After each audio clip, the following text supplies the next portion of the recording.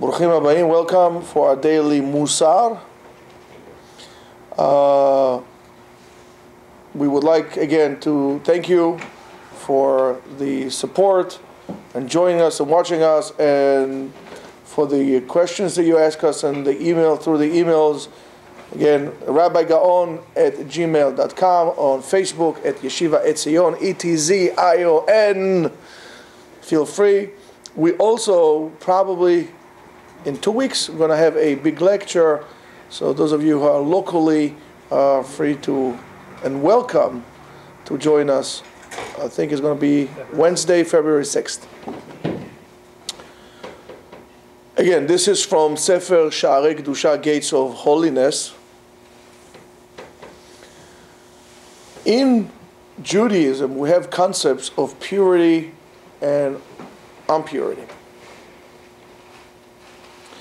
One of the greatest levels of impurity is called Avi Avot Atumah. In loose translation will be father of all impurities. The granddaddy of all impurities. After that comes, what comes? Avatuma. The daddy of all impurities. You want to know what the daddy of all impurities is? Or a member of this honorable association? Greed. Greed is avatum'ah. Why? Because it brings about hatred, jealousy. It will make people, or bring about oppression, swearing in vain. In other words, now forget about swearing in vain. Not keeping your word. How precious it is today when somebody, you say, oh, he's a man of his word. It's not so common today. But to swear would even bring you about to murder. Vihi ha'asirit shebe'aseret hadibrot, and it's the last one in the 10 Commandments. Shkula, compared to all of them. What's the point in believing in God if you don't believe that you got what you need or what you deserve, and the other person got what he deserves and what he needs? It is again a most difficult thing to deal with, because we are very unhappy with what we have. Very unhappy. If somebody is successful, let's say let's take God out of the picture for a second. If somebody is successful because he worked hard, because he was willing to pay the price, he was willing to sacrifice whatever he needed to sacrifice to succeed, and he made it. And the other person made his choices and didn't succeed, or at least he doesn't think he succeeded, and now he has less than the other person. What makes citizen B feel entitled to the fruits of citizen A? That's called greed. Sometimes we like to call it social correctness, or social responsibility, or occupy it. There's no more than greed. We all have the choices. And if we don't, if somebody was born smarter than me and with better abilities than me, okay, that's his gift. I also have qualities that he might not have. Why don't I look at that? Why do I look at the negative? But he has more than me. Why won't I look at what I don't have? I have that is more than him. For example, we say, Marbe nechasim, marbe de'aga. If you have a lot of possessions, you have a lot to worry about. So if this person is a multi-millionaire and he has a multi-billion-dollar business and thousands of people working for him, he has a lot to worry about. And I, that don't have a lot, I'm free. I don't have to worry about anything. I'm not so influenced by the price of grain that will be due to hot weather in Australia or something. So I don't really care. It's fine. Don't you see the blessing in what you have? Refusing to see the blessing is refusing to see God. It's very simple. And it says, why is that? Why is keneged kulam? Ki eino lo tizba osher ke'ein hanachash. His eye, or his desire, would never be fulfilled like the eye of the snake. What does it mean, like the eye of the snake? Now, the eye of the tiger, the eye of the snake. What is that? Shene'emar bo. Because it says in Isaiah 65. Venachash afar lachmo, and a snake, his bread, so-called his food, is dirt. Uchtiv, and it says in Mishlei, nivhal lehon ishra ayin. When a person sees that somebody has a lot of money, is unhappy. Why don't you have a guy who's rich? What do you care? Hata'ava, the Aruch Chachamim, Chazal said, Hata'ava motziya et ha'adam min ha'olam. A person who is motivated by desire, who is immersed with desire, would make him lose his world. If the snake eats his food, it's a metaphor, because the snake needs sand to digest his food. But if sand is his food, he always wants to eat. It's never going to be enough. There's no end to desire. And Adam niftar min ha'olam v'chatzi ta'avato beyado. A person would not depart from this world with even half of his desire in his hands. Very simple. You want $1 million. Who wants $1 million? I don't want $1 million. I mean, I wouldn't mind. But you got $1 million. So, okay. Iganu lamenucha velanachala. We reach our destination. All right, let's not live life the way we wanted to live life. You always want to take a trip to Scotland. All right, go ahead. You have $1 million. Go do it. You want to go to Grand Canyon. Go live life. He said, well, $1 million nowadays is not what $1 million used to be back then. I said, okay, not a problem. I have a special thing for you. I'll put you in a time machine. I'm going to send you 20 years back into the past. Again, empty. And then I'm going to send you your $1 million. So go ahead. Go live your life. And you know what you're going to tell me? Well, $1 million is not what it used to be. It's a lot, but it's not what it used to be. You're never going to be happy. So I said, okay, what will take you to be happy?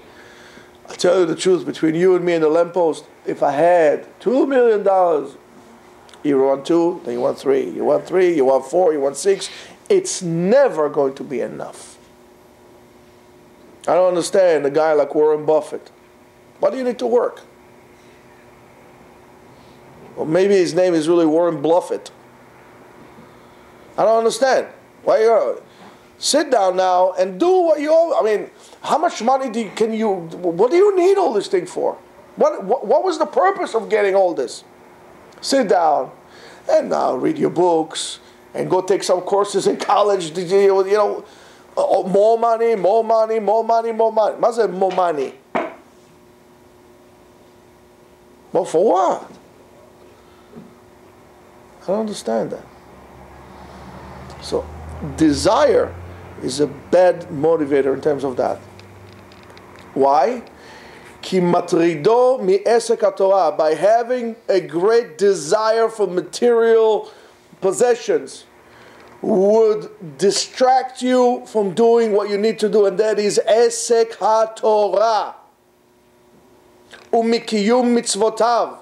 and doing the mitzvot. Excuse me, Rabbi, could I daven mincha right after shacharit, back to back? Because I've got a lot of things to do. I have a lot on my plate. I don't have time to pray. So what did I tell this guy? Do me a favor, don't even pray. What are you doing, a favor to someone? What's the point? You're going to be so busy. Do me a favor, it's okay. Don't do it. What did you come here for? You don't want to ask yourself, what is the purpose of me coming to this world? To work.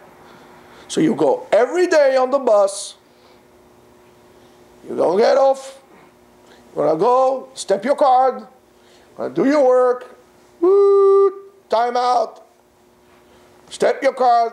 Go back on the bus. Come home. The same routine for how many years? 40 years? 50 years? This is what life is all about?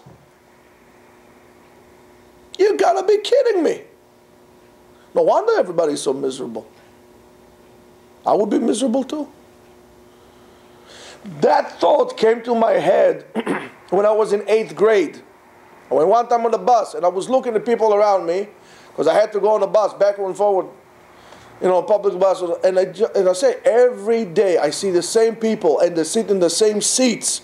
And it's like, I was fascinated by this. But one second, this is what life has to offer me? I don't want to grow up.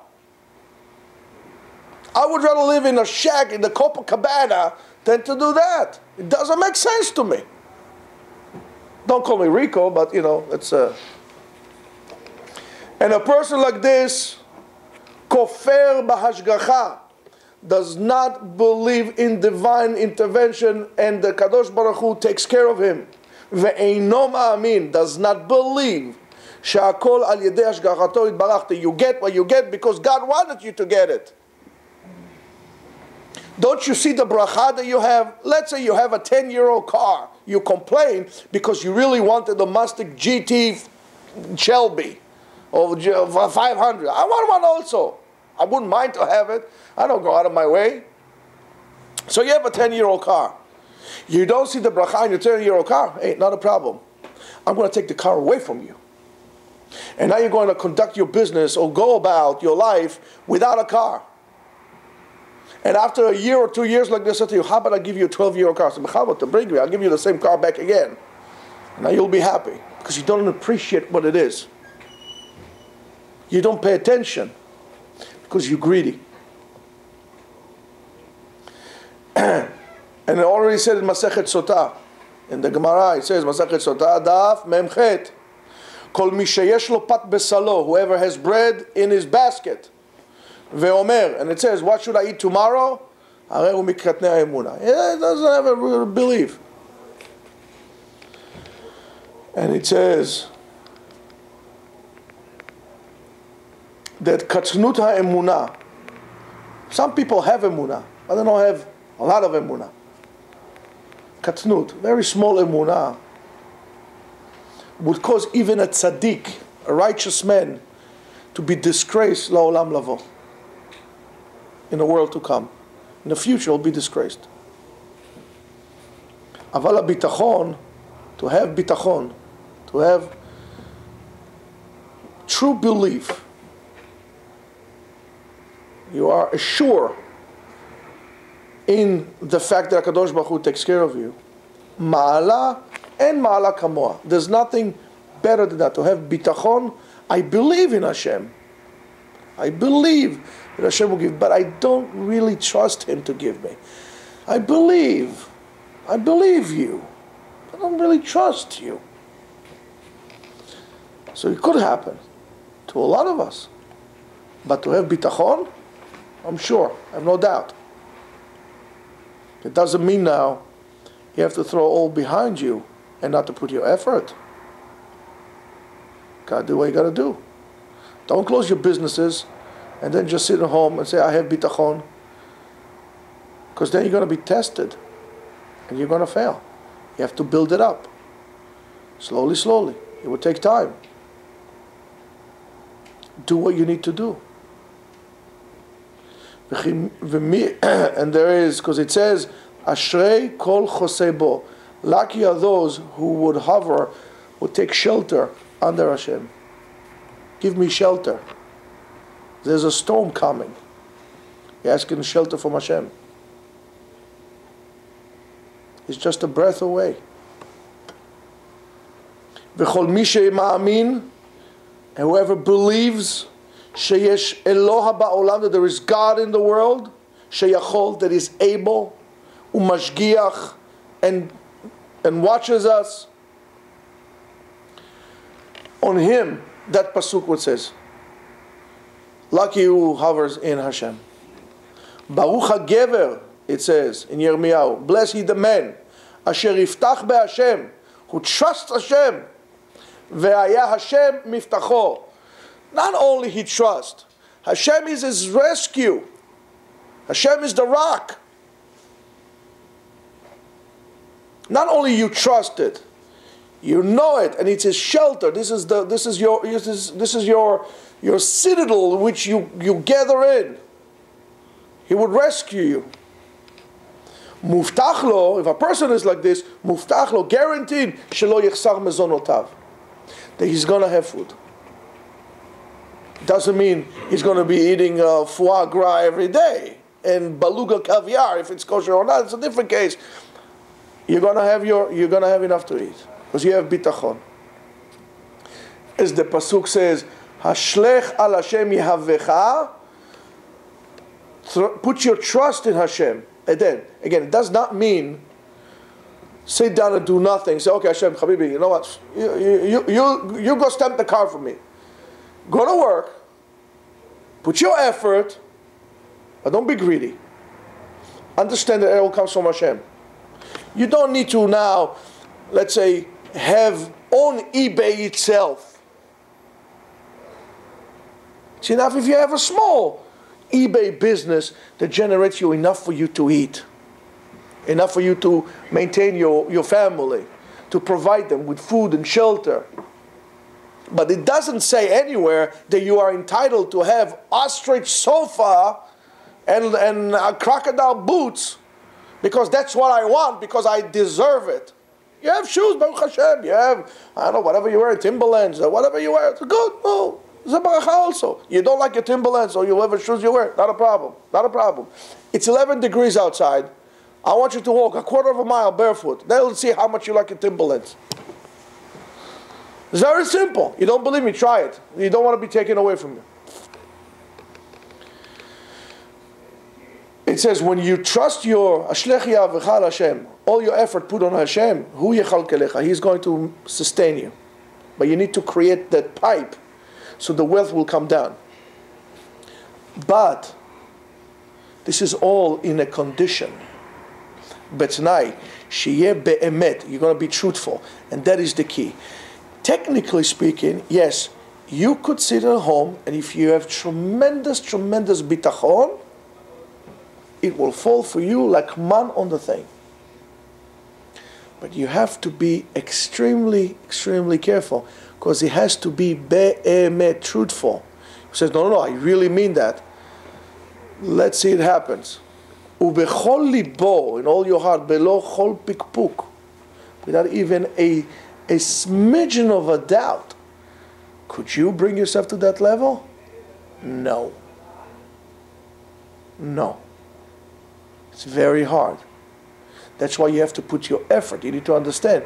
But you have to put your effort. And if you think you are at that level, you are arrogant. Ve'od ki biyoto boteach. But when you do that, don't sit at home and watch the sun rises, pretend that you are somewhere, You have the free time. Come and do Torah. HaKadosh Baruch Hu will give you. What are you doing with your free time? You're watching YouTube? What do you do with your free time? Are you learning? You're not learning. So what do you think you deserve anything? If you do the right thing, is to learn Torah. In return, you'll become an active member of the community. Share whatever was given to you with others. Then we can talk. It's very easy to say when you don't have the money, let go of everything, let God take care of me. But the real test is, Let's say you are very successful and you're a millionaire. At the peak of your success, you're going to say, I'm off. I'm not doing this. I'm going to learn now. That's a test. Would you be able to do that? I don't think so. Could you do it? Yes, but you need to work. To reach this level, you need to work on your emunah all the time. And the way to work on your emunah is to understand that everything that you have comes from Hashem. To see the bracha, the blessing, to be positive, and to appreciate every single thing you have, big or small. If you're not able to do that, you have a problem. You need to work on it. If you have a Yamaha guitar and now you want a Gibson Les Paul signed by whoever, you're not happy with that, you're not going to be happy with this either. It's to see the bracha, to see HaKadosh Baruch Hu in everything that you have. To be able to identify the blessing in everything that you have. To be able to identify the holy spark in everything that you have. And if you'll do that, you'll be happy with your wife. You'll be happy with your kids. You'll be happy with your life. If not, it doesn't make a difference who is your spouse. It's never going to be good. It doesn't make a difference if your kids got 120 out of 100 in a test. It's never going to be good. It doesn't make a difference if you wear $3,000 shoes. It's never going to be good. And it says, when you do osek b'Torah without a doubt in your heart that that's what you need to do, and you're doing the mitzvot bechol libo vekol kocho, you do the mitzvah with all your might, with all your power, with all your passion, not because you have to, because you want to. When your words in tefillah, you want to connect one word to the other. And then when you pray, you don't want to, in a way, depart from Hashem. You want HaKadosh Baruch Hu to allow you to be able to pray a minute longer. You know what the difference will be your tefillah if you pray instead of 5 minutes, you pray 1 minute extra, 6 minutes. But don't pray a minute extra because you want to impress the guy next to you that you pray slower than him. Pray because you want to pray. When you're going to have, or some of you have, or those of you who don't have, or will have Bezat Hashem kids, when you're going to spend time with your kids, spend time with your kids because you want to, not because you have to.